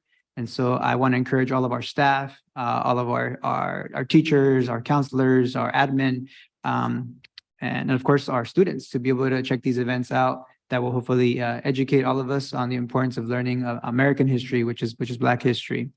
I also wanted to, talk about the importance of being intentional of Black history showing up, not just through these events and these assemblies, but also like in our classrooms, because we know that, what we put during our instructional minutes also sends a message to our students about what we value. And so some questions that I have is one, how often do our students get to learn Black history and culture during classroom instruction? I'm not sure if we have any data on that. Like, do we know if African-American students are visible in the books and in the content? Is it 5% of the, of the school year? Is it 10% of the school year? So that would be some information that I'd be interested in seeing. I would also like to know, how are teachers being prepared and encouraged, to do so? So to incorporate more Black history. I can tell you from personal experience in the classroom, because I teach Chicano Latino studies and U.S. history, some of my colleagues will come to me and say, hey, Mr. Valencia, I'm interested in incorporating a unit on Latino history, but I don't feel as prepared, I don't feel as equipped to be able to do so. So some of my colleagues will come to me for some support, which I'm flattered by. However, also like my time is also limited. So it'd be nice if we had some support staff, right, that our teachers can go to and say, hey, I really want to incorporate. I'll give you a concrete example. When my students were recently learning about the Great Depression, I was very intentional about finding resources created by African Americans about Black history, and where they were learning about the experience of the Great Depression as it related to African Americans. So I was still hitting those standards, right, but making sure that they were connected to how it affected multiple Americans. So that's some follow-up that I would like, is what the visibility is in terms of our classroom instruction, and then do our teachers feel prepared? So I would like to request some follow-up regarding whether our teachers feel prepared to teach this important content, and if they don't feel prepared, what do they need to feel better prepared? Thank you. All right. Thank you for those thoughts. It's kind of an interesting segue I'll take from you. One of the things that I wanted to speak to, because of what Dr. Grady and Ms. Dutra were talking about with the new health administrator position was the need for our curricular offerings in health to be looked at with a renewed eye perhaps and some due diligence, because last night at the high school board meeting, in order to make a place for gender and ethnic studies at the high school level, which is a state requirement, they are no longer going to be having health class, which we will. So I think, it kind of puts the ball in our court to do our due diligence and really maybe perhaps review and upgrade what we're looking at and what we're presenting for our kids on that level. And I think also kind of keeps in with what the board has all expressed a desire to do is be proactive with things such as drugs on a regular basis and the knowledge of decision-making for the health of our students. So I appreciate the segue. I also went to the LCAP meeting last week, and I think, I think the details have been about what was discussed have been described. But I think for me, the thing I came away with was seeing how receptive the parents were and supportive they were after one presentation and set of manipulatives about expanding what we can think about as being math, integrated math, how integrated math looks. And it gave me really great hope that they'll be supportive in all the other curricular expansiveness that we can seek through our strategic thinking in the coming months and years. But it was really great to hear their testimonies, as Ms. Corral said, but also to see their willingness to. And matter of fact, the teachers who were there, everybody's willingness to participate and kind of be humbled by, okay, this isn't the way that I learned things. Certainly not even the way my kids learned going through the district. So it was really great. Tonight during the inspiration, typically we have amazing students with our leadership group and amazing students inspiring us. But I sometimes get choked up by the kids, and it's super moving and emotional. But I really got choked up, and I'm getting choked up now by hearing the teacher speak Mishtek and speaking in her indigenous language to her kids and to her community and to us, and seeing that become a reality. Because, I have patients all the time that come to me, and they, even with interpreters, that sometimes can't really get everything across unless they have a family member who is from their particular region who speaks, Alta or Bajo dialect. And so that was really impressive and super moving for me to see. I really appreciated that Jillian included in there, among other things, in their depiction of what goes on at Bruce. As a point of order, typically we go from upcoming calendar events into board and superintendent reports. We're going to add a new item, and that's going to be new business. We've struggled to kind of, as a board, I should maybe not say struggle, but we have not had a great time at defining when it is we can ask for things to be agendized or have particular presentations made that address some of the ongoing things in the district. And so that'll give us an opportunity to bring up items we or somebody else would like to have as an item of new business, and give staff a chance to, in a timely fashion, maybe address that and make a presentation. And it may tie into things that are already there, but we'll find that out too. And then we'll go ahead and move on after that into the board and superintendent's reports. Dr. McDuffie. Thank you, Board President, and good evening, everyone. I'd like to, first of all, officially welcome Dr. Patty Grady back to Santa Maria Bonita School District. Been very busy this evening, Dr. Grady. She is a familiar face to many of you, and she has immersed herself back into all things human resources, like she never retired. Dr. Grady, we're happy to have you here helping out the district. I really appreciate you. Looking forward to working with you, and I know the rest of our staff is too. I'd like to also take this opportunity to thank Dr. Joanne Cameron, who spent several months guiding HR while she too was supposed to be enjoying her retirement. Dr. Cameron was vital in supporting the district and leading the HR team in filling necessary positions, recruiting and negotiations. So I'd just like to thank Dr. Cameron for sharing her time, energy, and incredible knowledge on human resources to support Santa Maria Bonita. This past Saturday, February 4th, this Board of Education and I were involved in a board governance workshop or board advance. And it was very worthwhile for this team to learn more about each other, but also more importantly, to grow together as a governing team and a board. There'll be changes, and President Hollinshead has already talked about some of those, and you've witnessed some of those. We'll also be putting information on our website as we put together to assist the public in learning more about the role of the board member. Governance standards, providing the public with learnings about the structure and terms that we use, those types of things. So we're going to work on putting something together that would be of interest to the public to learn more about what we say up here and how we do it through a book called Robert's Rules of Order, right? On Monday and Tuesday of this week, our school and district office leaders participated in equity workshops with consultant Nicole Anderson.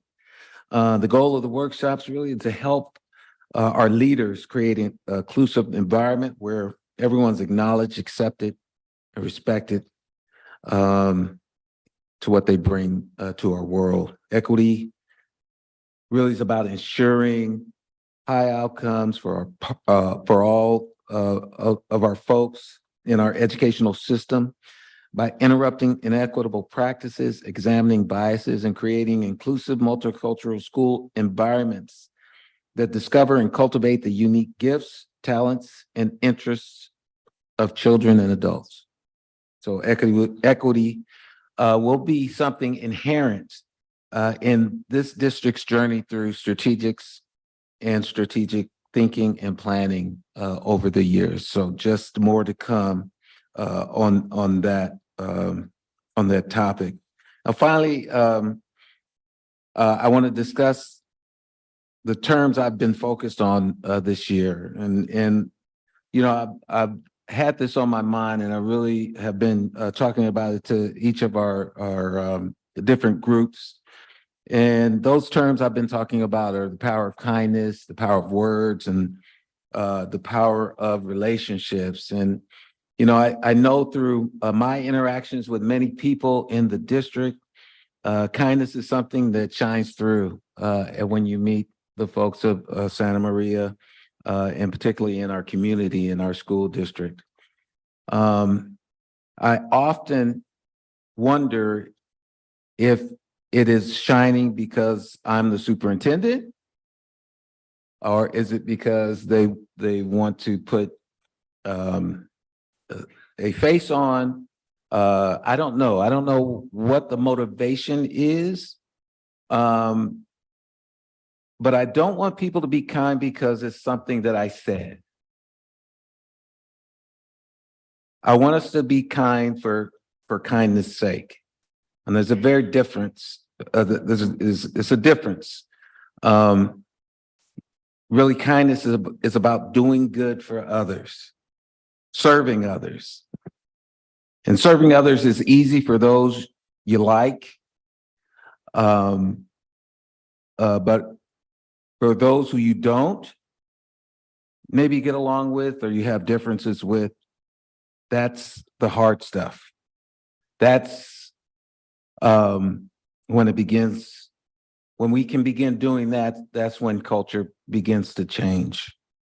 A couple of weeks ago, as you heard from our student leaders, I spoke to them about a sermon that Martin Luther King made in February of 1968 entitled The Drum Major Instinct. Now, the drum major instinct is as they articulate so well, is a need for all of us to be first, to be out front, to lead the parade, so to speak. Dr. King talks about how we pervert this instinct and how we use it for our own purposes. In this sermon, he talks about how this drum major instinct is about really serving others and how we all can achieve greatness through serving. He says, if you want to be great, wonderful. If you want to be important, wonderful. If you want to be significant, wonderful. But I want you to be first in love. I want you to be first in moral excellence. I want you to be first in generosity. That is what I want you to do. And as I hear our young people talk about kindness and kindness campaign, one of the things that I'm going to be charging leadership, and I want people to begin thinking about this right now, and I'll be talking more to them about this, but we need to a lot of times take the lead from our children and from our students. And I've heard a lot of awesome ways that they have presented their kindness and developed kindness campaigns at their school sites. And so I'm going to make it a charge that as adults, that we begin developing kindness campaigns. And we'll talk more about that, but they've inspired me for us to not just walk the walk, but also talk the talk. I don't know if I said that, talk the talk, but walk the walk. You know what I'm saying? And so we're gonna do a little bit of that. But I just want to thank them. I thank you, Ms. Dutra, and your team for working with our student leaders each week. And again, I want to thank you for this time. So that's all I have right now. All right, we'll move on then to adjourning back to closed session. Here we go.